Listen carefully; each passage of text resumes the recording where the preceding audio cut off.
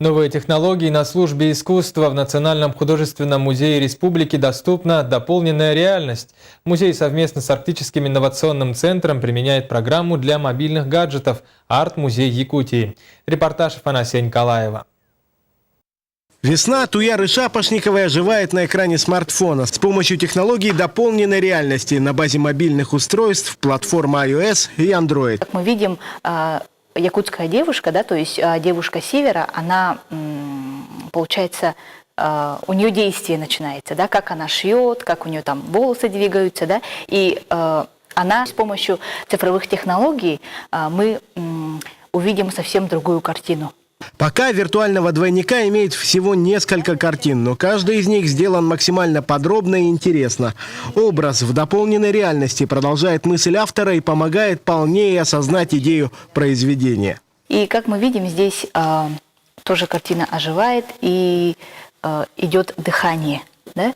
Как старик сидит и о жизни размышляет, вдаль смотрит, да? И как он любит свою родину, свою природу и так далее. Над каждой из дополненных реальностей работали программисты из компании «Резиденты» Арктического инновационного центра «Многомерные технологии». Работа велась при помощи 3D-моделирования, анимации и видеомонтажа.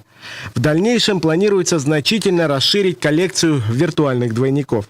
Но в дальнейшем, конечно, да, в планах, безусловно, расширить фонд. Амбициозные планы буквально оцифровать все картины, сделать их интерактивными, живыми, чтобы пользователь, он вовлекался в этот процесс. То есть показать искусство, опять-таки, под новым цифровым углом с помощью наших мобильных систем, гаджетов. Цель программы не только развитие, отмечают сотрудники Национального художественного музея. Многие посетители приходят на выставку именно, чтобы попробовать дополненную реальность самостоятельно. В то же время технология уже арт-объект.